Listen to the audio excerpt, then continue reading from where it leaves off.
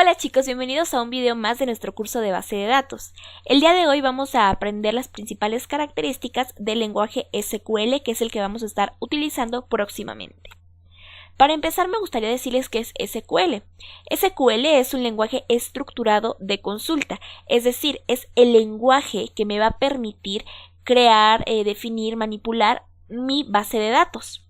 Es un lenguaje que es universal. ¿Qué quiero decir con esto? Que lo podemos utilizar en cualquier manejador de base de datos del modelo relacional, como puede ser SQL Server, Oracle, MySQL, etc. Hay más manejadores de base de datos. Ahora, SQL lo podemos dividir en dos, en DDL y en DML.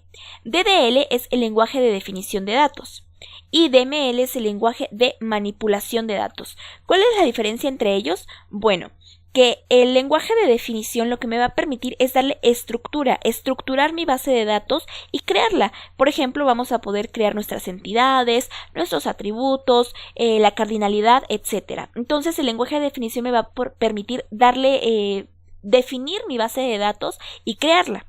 Y el lenguaje DML, que es el de manipulación de datos, lo que me va a permitir hacer es modificar, eliminar, consultar, es decir, voy a poder manipular los datos. Algo muy importante que debemos de tener en cuenta es que no podemos utilizar un lenguaje de manipulación de datos sin haber antes utilizado uno de definición. ¿Qué quiero decir con esto? Pues que yo no puedo manipular datos o yo no puedo manipular algo que no ha sido creado previamente, por lo tanto no existe. Algunos ejemplos de nuestro lenguaje de definición de datos podría ser un create o un drop. Y en cuanto al lenguaje de manipulación, podría ser un insert o un select. Estas son sentencias que son parte del lenguaje SQL y vamos a ver más adelante, y son ejemplos que les pongo para que más adelante quede más claro y ustedes puedan identificar qué tipo de instrucciones están utilizando.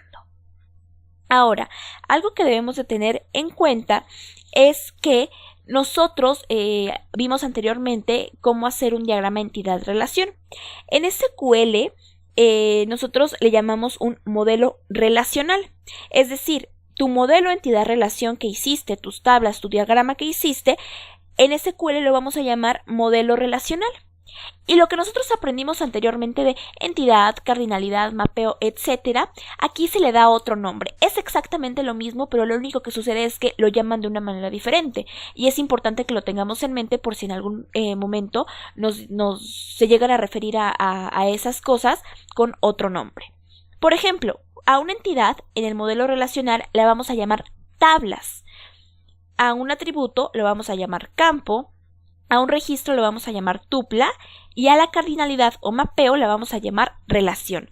Entonces, cuando nosotros estemos programando nuestras bases de datos, cuando las estemos manipulando, nos vamos a referir a las entidades como tabla, los atributos como campos, etc. Es importante que lo sepamos para que después, cuando nosotros digamos o nos refiramos a estos elementos de la manera del modelo relacional, nosotros entendamos a qué se refieren o cuál es su equivalente en el diagrama entidad-relación.